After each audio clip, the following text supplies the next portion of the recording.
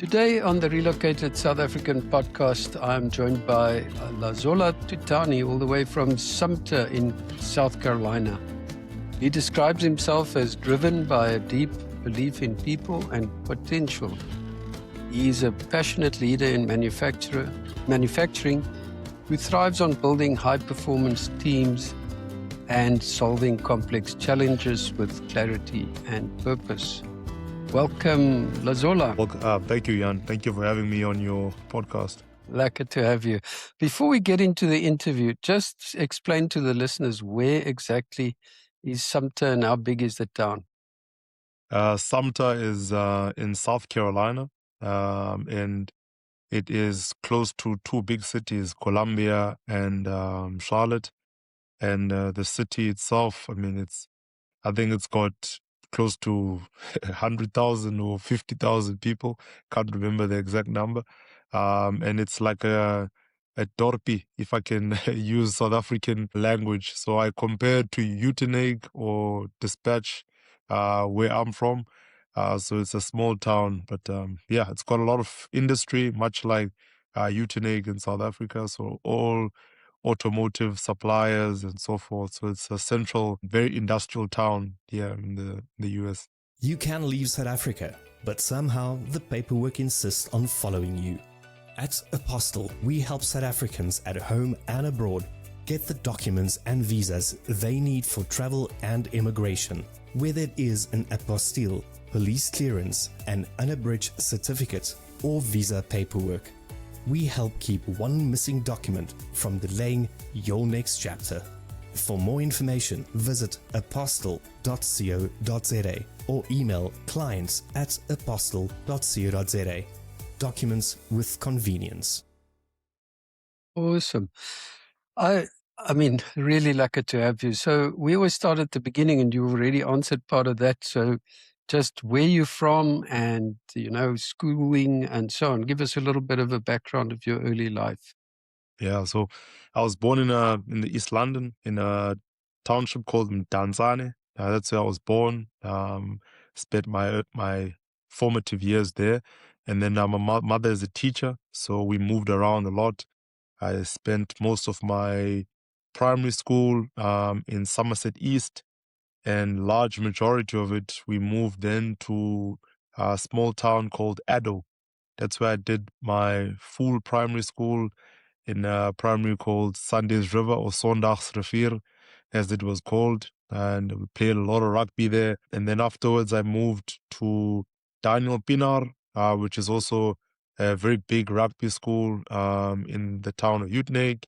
I did grade 8 till matric there. And then afterwards, I then moved to the University of Nelson Mandela, where I studied mechanical engineering.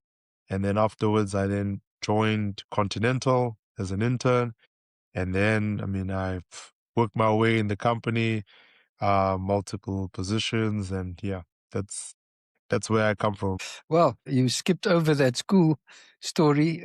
You said it's an Afrikaans school and you praat mooi Afrikaans. So tell us about tell us about the schooling in Uitenhage. Yeah, the schooling was great. I remember it starting with primary school in Sondagsrivier. It was a small farming community, so I went to school with kids of farmers, and you can imagine, the amount of rugby we played. It was nice, and then we all moved to a high school in Daniel Pinar, which was a technische hoërskool. Daniel Pinar, my Afrikaans is bad. Noki Stradom was my rugby coach, and Noki instilled a lot of values within me, pushing me, telling me that in life, nothing is given to you. You need to be disciplined and you need to work hard. And at Daniel Pinar, they had something called Tira Manira, because whenever we were working around the towns, we had to conduct ourselves in a specific type of way. And I think the discipline I got from guys like Noki, Stradom, and the rugby carried me through life and sort of distinguished me from the other people in university when I started working, because I had this resilience and, how can I say it, hardkoppige attitude towards life where I didn't want to give up. I always wanted to push. So yeah, I mean, those guys, yeah, they made me, you know. That's unbelievable. Beautiful story. And I think, obviously, in doing research and reading up about you, one of the things that stood out for me is that in 2012, you were a petrol attendant while studying. Tell us a bit Yep. more about that. Yeah, I mean, when I was in university, I mean, my mom was a single mother, and obviously I wanted to have some extra money for me to supplement my funds because she paid for half of my fees, and I also had a bursary. So I mean, I had to find a way. A friend of mine recommended that maybe we start a job at a fuel station. So we were lucky enough to get a job at an engine garage in PE. And Friday, Saturday, and Sunday, we did the night shifts because the regular employees didn't want to work at night. So me and a buddy of mine used to go to the garage and then come from university, work night shift. And it was tough, Jan. I mean, I can imagine bumping into other students coming from clubs. Then they're like, there's Lazola. And then now you need to try and hide because you're seeing people that will laugh at you on Monday. But I mean, it was enjoyable because I learned a lot. I learned how to work with people. I learned how to deal with customers. I mean, it was. I mean, I would do it again if I had to because it was fun. I mean, I enjoyed it. But the tough part was seeing your friends coming from a joel at night, and and then there you are. Then they're asking you to pour petrol for them, and then yeah, that was the tough part. Wow. And and one of the questions was it lonely? It must have been because, all the others were jawling, as you say, and here you were on a weekend with a bigger goal. But I guess, from what you're telling me, that discipline that was instilled in you, that kept you going. Yep, definitely. I think for me, I've always understood that if you want life to be easy, then you'll be like everybody else. But if you want, let's say, a good sustainable future, you need to do the things that other people don't want to do. So for me, yeah, it was tough at that time, but back in my mind, I'm like, I know why I'm doing this, and it has a purpose. And I mean, that's why I kept doing it, regardless of what the other people were saying. Well, that is unbelievable. You then finished varsity. How did you? I know you went to Germany before you got to the US. Tell us just about that journey. Yeah, so I mean, within Conti, as I said, I mean, I was very fortunate to, let's say, be developed quite heavily within Conti in South Africa. So, I mean, the company funded portion of my studies. I then I did a PDBA via Conti. And I mean, that was great to expose me to business. And then 2022, 23, I mean, I got an offer from Germany to join our headquarters in research and development. And I mean, I took the opportunity, but then it meant that I had to relocate with my wife and my two kids. And then we all moved from South Africa, 2023, April, to Germany. And Germany it was a interesting experience in the beginning because everything was in German. Of course, it was similar to Afrikaans, like Flughafen is airport, I'd say tapping into my little bit rusty Afrikaans helped a little bit because I was able to, let's say, navigate some of the words and the accent. So that helped a little bit. And I mean, the kids, my kids were young at the time, so they adapted quick. We enjoyed it. I mean, yeah, and it was nice 2 years that we spent in Hanover in Germany. Okay. And I mean, you talked about German. Did you have to learn German? Yeah, I mean, I wanted to learn it, so it was not required for me to learn. But much like I learned earlier on in my life, that language is a way to get connected to people. So from learning Afrikaans as a young kid, in my career, speaking Afrikaans helped me connect with people at work. So then I said, okay, if I can speak German a little bit, maybe I will connect with the people. So, I mean, I did a language course while I was there. So now, I mean, I can introduce myself in German, and I know how to listen and understand certain conversations because I at least know the key words in the language. I'm not fluent, but I mean, I can speak broken German and people understand what I'm trying to say. you know? Yeah, it just adds to your life, absolutely. Yeah. And Lazola, when that opportunity arose, you said obviously you were pushed in the company. I think you mentioned that there was somebody that kind of also looked after you, a mentor. Yeah. Was when looking at that opportunity, was there an option of staying in South Africa and becoming a senior executive within Conti South Africa, or was that didn't you compare those two things? Yeah. I mean, my mentor at the time has since left Conti. I mean, he was totally not in support of the idea because he believed that I had immense potential within the local entity in South Africa. But I mean, I explained to him that I'm still young. I was still young at the time, and at the end he understood, and he was like, you know what, if you're going to Europe, you are anyway accelerating your career development. So I mean, he gave me his blessings, but initially he was a little bit reluctant because he was losing a highly talented guy, and then the pipeline at the plant at the time was not that deep. So I mean, I think I had to push a little bit against his advice, but we are still close now, him and I. So he's working for a different company now, and I mean, we still keep in touch. Oh, awesome. And those 2 years with your family, always, we ask how tough it is, just the move, because it's not always moonshine and roses. So, from a family perspective, how difficult was it for you guys, especially, say, the first 6 months? Yeah, and it was rough. I'm not gonna lie to you. It was extremely rough because my wife couldn't speak the language, and my daughter at the time was 4, so she had already started grade R. Was it R? R, yeah, R in South Africa. So which means that she had already started learning in English. I mean, the first few months were frustrating for her because she just wasn't getting the language. My son, I mean, he was 1, so everything was smooth sailing for him because all the other classmates of his couldn't speak, so they were all mumming together. But it took us about 4 months to adapt. The kids adapted first, then my daughter picked up the language quite quickly. Then she became our translator, and then my wife enjoyed it once we found the South African community. So we found a very large South African community.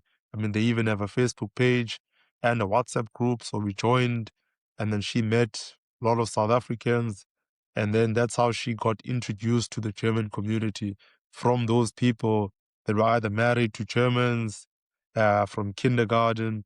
And once she was happy and the kids were happy, then I mean, my life was a lot easier. Happy wife, happy life. You've also answered that question, but in terms of just the welcoming of South Africans abroad is just incredible. There's so many groups, and we always talk about a soft landing, being able to get assimilated in a community. Because I don't know Germany, but I assume that the Germans themselves, and probably because of the language, are not like really welcoming. They're not going to invite you to their home because you speak funny. Yeah, definitely. I think the Germans it takes a while for them to open up. Um, but once they open up, then I mean then you're tight for life. So they are not like the Americans that, let's say, are very friendly at first, but you're like you can't be like this friendly. You just met me. But the Germans, let's say, take their time, and the South Africans we met gave us the gateway to build those German connections. So they helped us a lot, I guess. Yeah, yeah.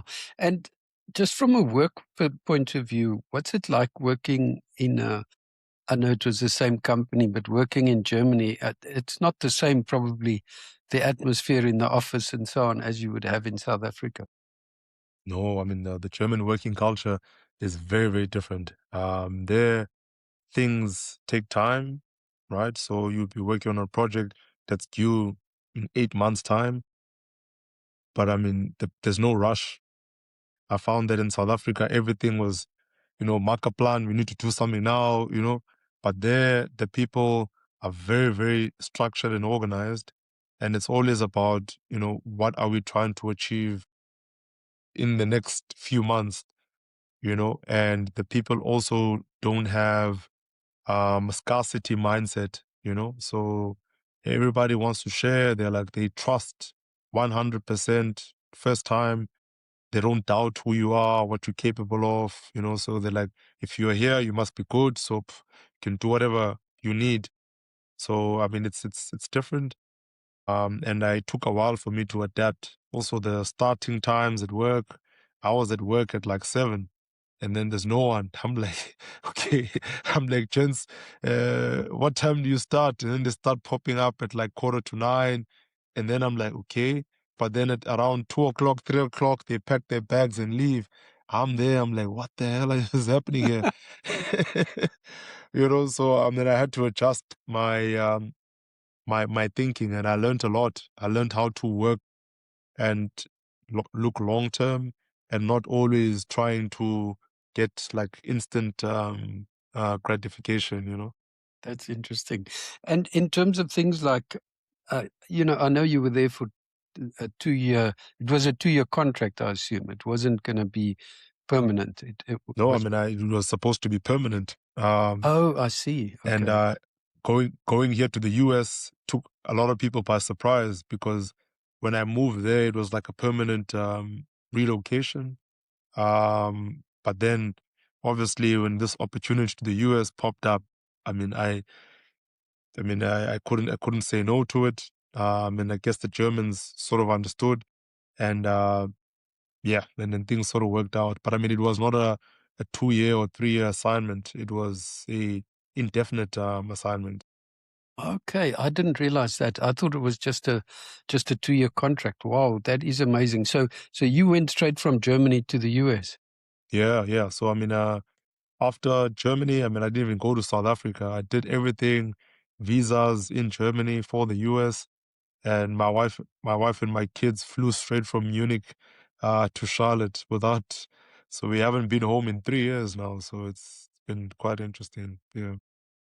So that that's just amazing. It's hard to move once, but it's really tough to move twice, and completely different culture, new country, everything's different. Just when you kind of settled in Germany, so I assume that was quite difficult, and obviously moving with the company, the visas, the kind of relocation issues. I assume it's easier than for somebody who's going to move by himself, and take his own stuff and organize everything. Yeah, definitely. I think the company does a lot of the legwork. Literally, you just need to show up, and everything else is taken care of. When we left South Africa, the company gave options whether we want to move our furniture or we want to sell everything, and then they give us a let's say a lump sum where we can buy furniture. They pay for the flights, they pay for the lawyer fees, everything. Like, I didn't have to do anything. The company took care of all the costs and everything. So I mean, we were quite fortunate that we could move without losing anything of our own from a financial perspective. So I think, yeah, it sort of works out for us. That's interesting. Oh my word! So many people talk about furniture. What did you choose? Did you take your furniture, or did you take We the took lump sum? nothing. Ah, No, well we done. we took nothing. We gave everything to my mom back home, because I mean, most of the stuff had sentimental value. And then in Germany, that was the hard part. So in Germany, unlike South Africa, you can't just sell stuff. So we had to throw a lot of stuff away that we couldn't sell. And that was by far the hardest part, because the couches, once you couldn't sell them, then, you need to go to the dump site, hire a truck, throw them away, but you spent like 2 grand or in euros buying the couch, but then you need to throw it away. Yeah. It's the hard part, But No, yeah, that's true. We just found that the South African furniture is often so big that it just doesn't fit into the homes here in Europe, and and there's no real second-hand market, so you end up giving it away or dumping it. So I think you made a wise choice. So Lazola, you arrive in the US after 2 years in Germany. Your wife went through a hard time. You said 4 months to adapt to German culture, doing things in Germany. Language obviously easier. How hard was this first 6 months in the US? it was not hard at all. Like Really? just to give you a indication, when we arrived at Charlotte, it was around 1 p.m. on the 9th of June.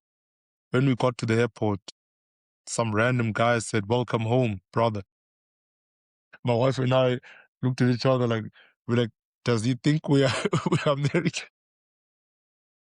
So I mean, it was interesting. Since that day, the people here have been like unlike what we see on TV. Extremely welcoming. Doesn't matter who they are, and the culture is very similar to South Africa. I mean, we used to go to church a lot back home in South Africa. We found a church here. We're part of the church community.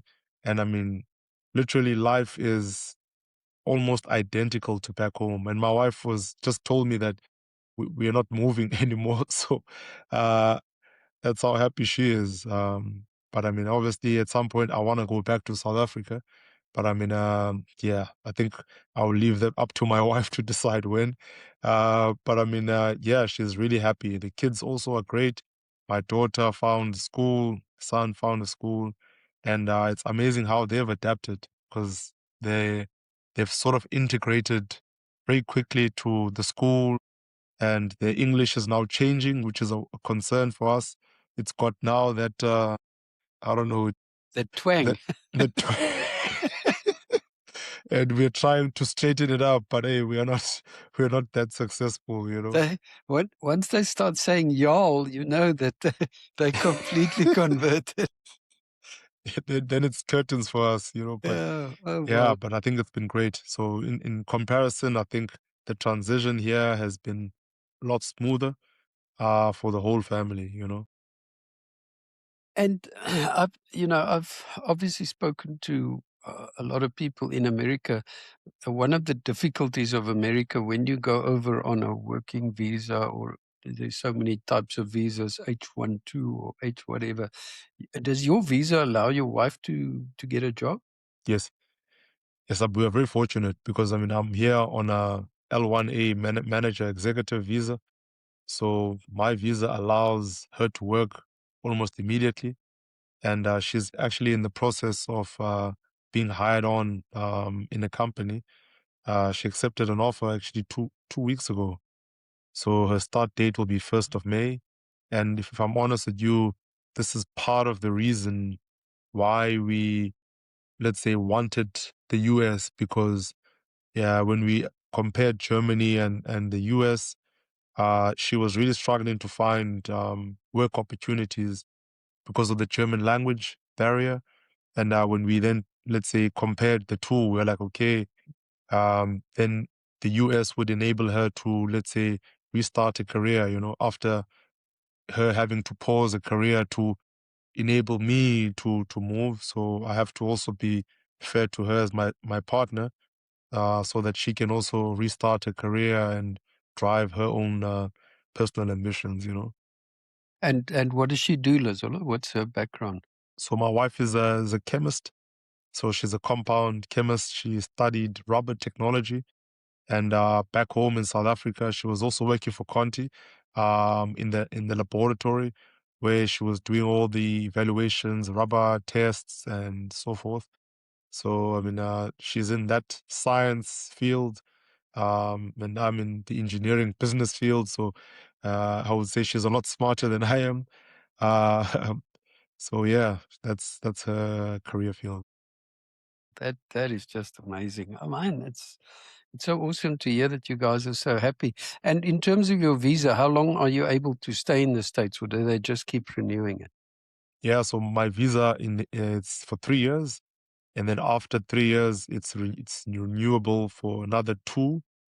But then what the company allows us to do after a year, we start the process of green card. So we will start the green card process maybe around June. And then after a few months, then we will get permanent residency to the US, which will enable us to stay maybe 10 years or whatever. And then after 5 to 6 years, I think, then we are eligible for citizenship. I'm not quite sure about that yet because I love the green mamba a lot. So I don't think I will be exploring that option anytime soon because I mean, I love South Africa to bits. Yeah. Look, it's very interesting because my children moved there in 2016, maybe. They've now got US passports and their kids are, Oh, nice. in a high school age and so on. So they live in Dallas, and it gets more and more difficult to go back. I think that's probably one thing that you will find as well is that, just from a financial perspective and timing it, because, when your kids go to high school, can you take them back and put them in a school in South Africa? Will it be the same? Yeah, there's a lot of Mm, things to consider, but I think, as you say, you've got to do what's right for you right now, and I think you're doing that. So yeah, well no, done. definitely. So, No, definitely. and before we just get to life in the US, just tell us about the Ironman. Hey, yeah, that was a different life.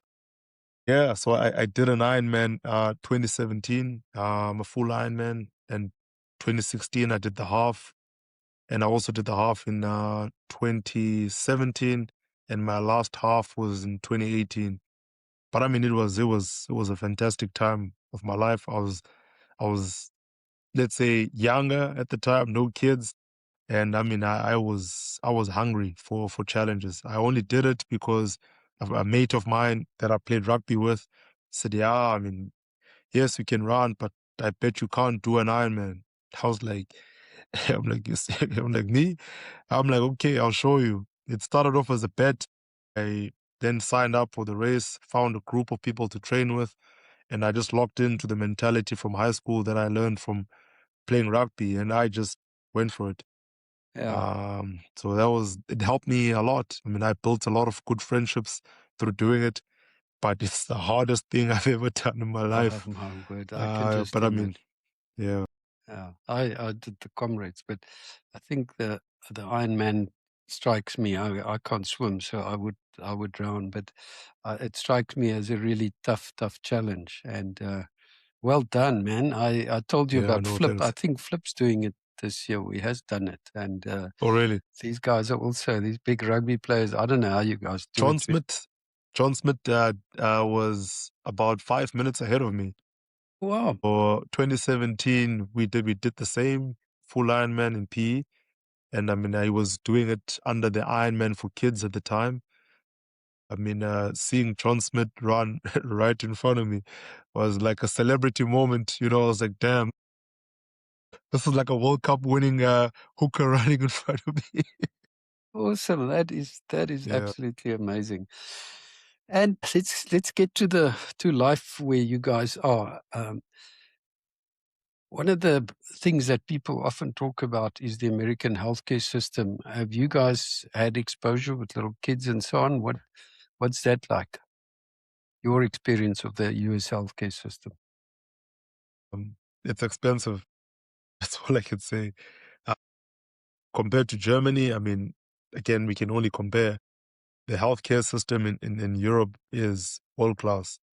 Like literally, I've had many MRIs. You go in there, you hardly pay anything. Yeah, I mean, I went to the doctor. I was not feeling well, and they just gave me medication, and we walked out with a $200 bill. And I was like, I mean, okay, I was not dying. So it's very capitalistic, and it's very business orientated. And I mean, it's, I think, yeah, you just need to find a way of exercising, eating well, and making sure you avoid going to the doctor. Otherwise, I mean, you'll be working for your medical bills. And you've got probably got corporate cover of some Yeah, sort. So yeah, yeah. imagine Even with guys that that, don't have it. Yeah. it's And still you quite a lot. you talk about eating healthy. We know that that's not something the Americans like to do. How do comparing Germany and the US in terms of food?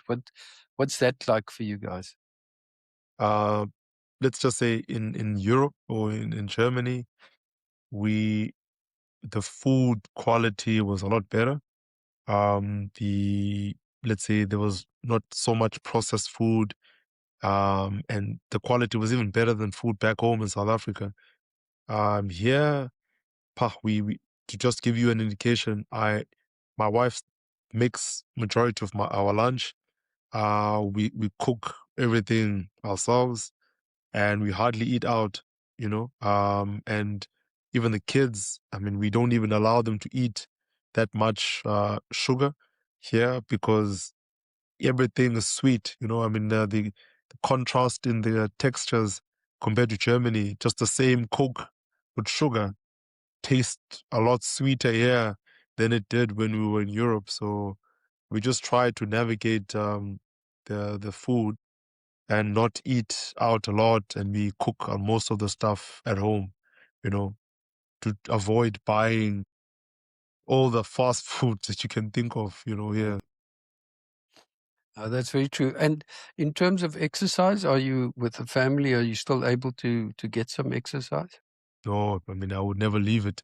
So we are very fortunate. Here in Conti, there's a gym right above my office. And I mean, I wake up quite early, so I'm always here in the gym at about 5:10 in the morning.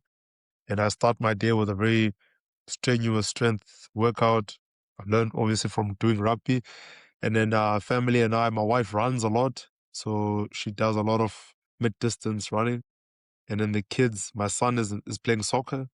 And my daughter is into gymnastics and track. So the first thing we did when we arrived was put them into sport programs, because we didn't want them to spend most of the time at home.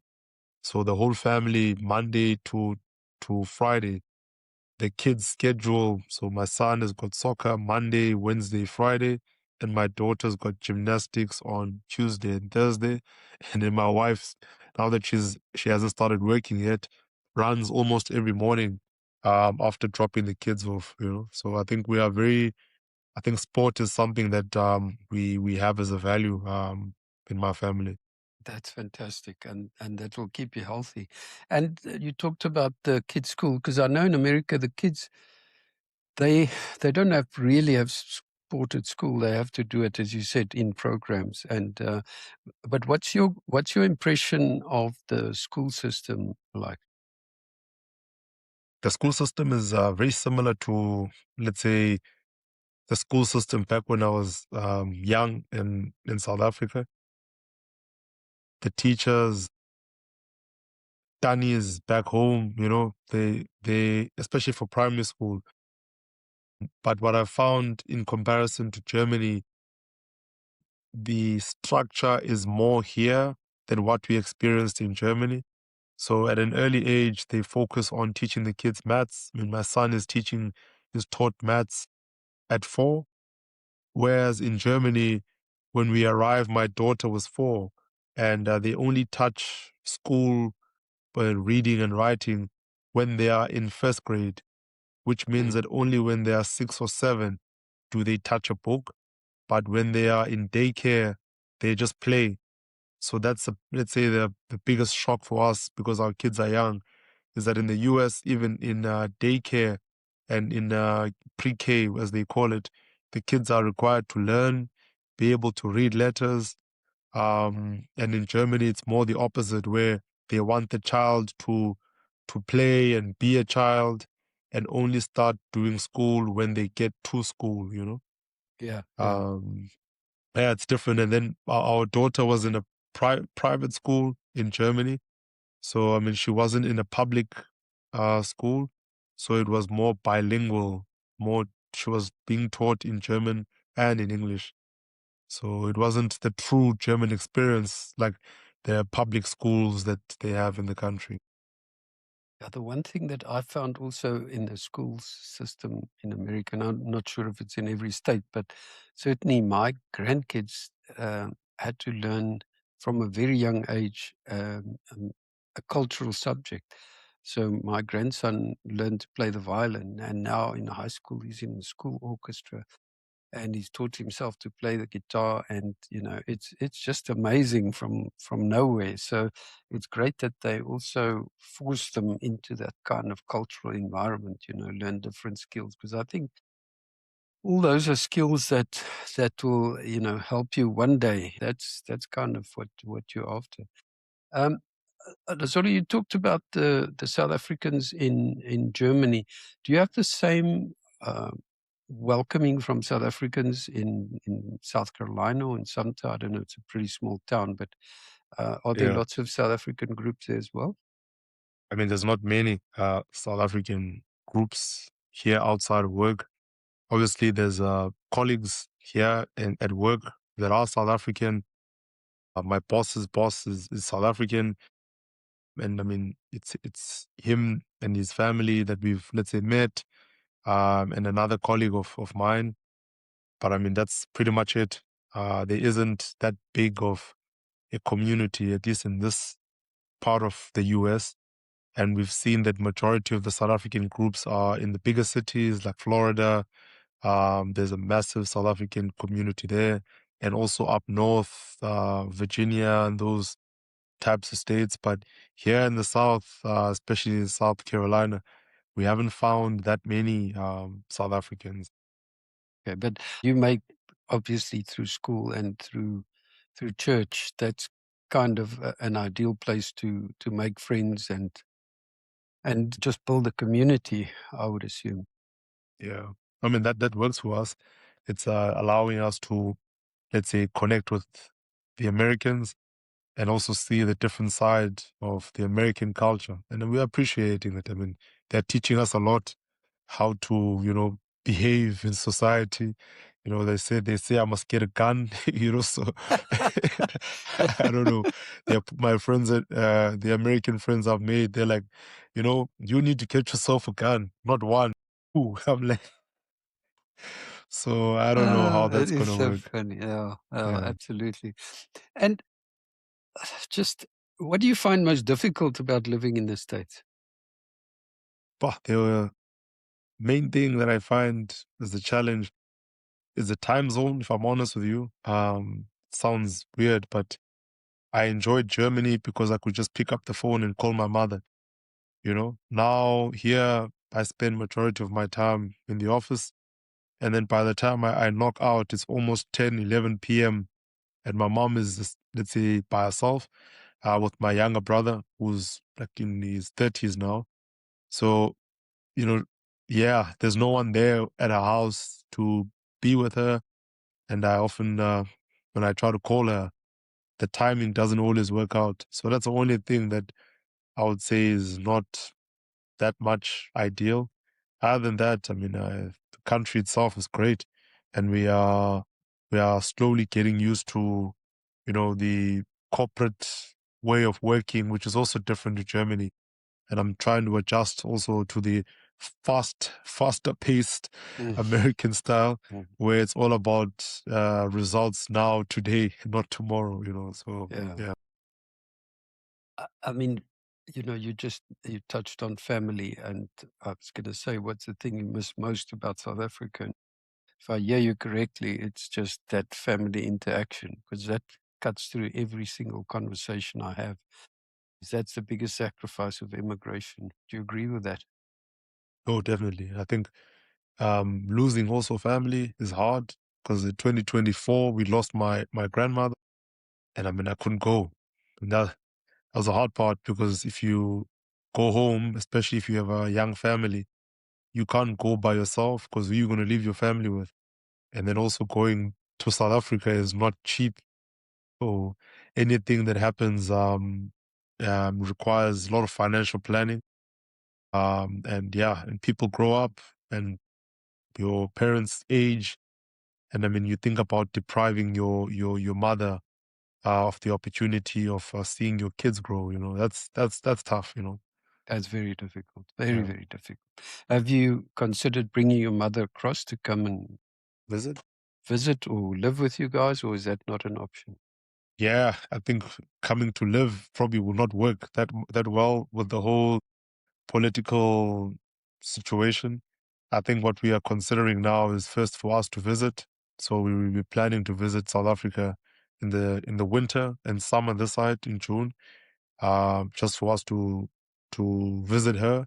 And she's retiring next year. And we were thinking that once she's retired, we can have a nice every 3 months she comes for like 90 days, spends time here, and then goes back, just to make sure that as she's getting older, she can have, let's say extended breaks living with us and then going back, instead of her moving and staying full time with us. It's so tough. Just missing out on the kids growing up. As a grandparent myself, I know exactly what she must be going through, and I think that's really hard. Somebody said this week, there's a cost and there's a price to immigration, and I don't know which one's which, but one is the actual cost of moving and getting there, but the price you pay is that lack of interaction with family, missing birthdays, missing births and things like that. You can't, and especially with South Africans, we move when you move like to the US across time zones. It's not just hop on a plane when something goes wrong. So yeah, it's um, Yeah, it's it's very tough. difficult. But you did say that you see yourself going back. Is that the big plan? When the excitement meets the admin, Apostle is here to help. We help South Africans at home and abroad with documents and visas for travel and immigration. Visit apostle.co.za or call us on 011 083 9830. Apostle, documents with convenience. Definitely, I think that's the ultimate plan for me. And I'm not sure if I told you, but my other mentor, uh, is in South Africa. He's in Joburg. He's a former CEO of a JSE listed company. I think he was a chief executive of a company called Altron, Oh yeah. um, not so long ago, and he's now in the public sector in Eskom. So him and I have a lot of monthly calls, and one thing we've been talking about is what's the game plan when I go back to South Africa.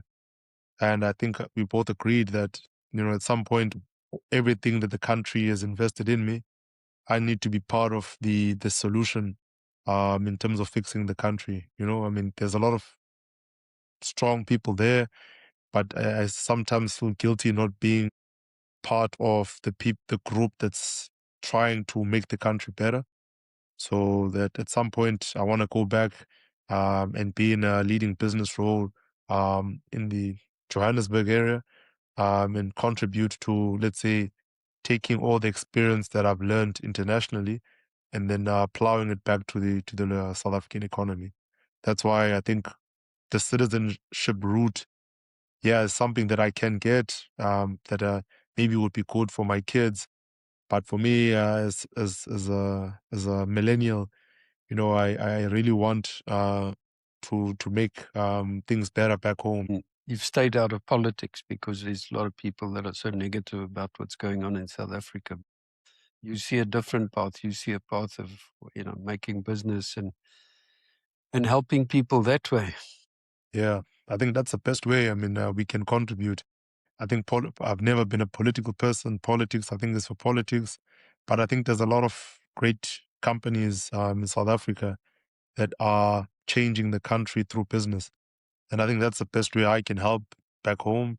If I can lead, a business ethically and in a good way, turn it around, create employment. And it means that more South Africans can have jobs, and also leverage the international experience that I have to make the South African economy better. And then, and hope that politically things get better. I can only hope there. But I think from a business side, I want to be part of the solutions at some point in the future, And I know you've got a YouTube channel. Is the idea of that to plow something back? Is that a way of mentoring maybe young people? Yeah, the YouTube video or channels that I created, I have not explored it in almost three or 2 years. But I think for me, mentorship is through the connections that I make on LinkedIn. So there are a lot of guys that reach out to me when we have calls and we talk. I give them advice. That's the best way I can contribute, through giving my time and sharing best practices. One guy just moved to the US, and 2 other guys had moved to Germany after I had moved. And guys that I've met, known, they were curious. They were like, hey, how is it like? I gave them everything. And this set them up to be able to move, to Germany and the US respectively. So I think that's how I can plow back. And that's why I really love LinkedIn as a platform, because I think it's a powerful tool for me to be able to give insights and share my experiences and connect with people back home, so that I can share knowledge, and whatever I can contribute. Fantastic. Yo, we're getting to the end. I could talk to you all night. All night for me, it's afternoon for you, but it's Friday. But so, last question: If a young guy from Dinsani is watching and listening and thinking, that could never be me, what would your message to him be, or her?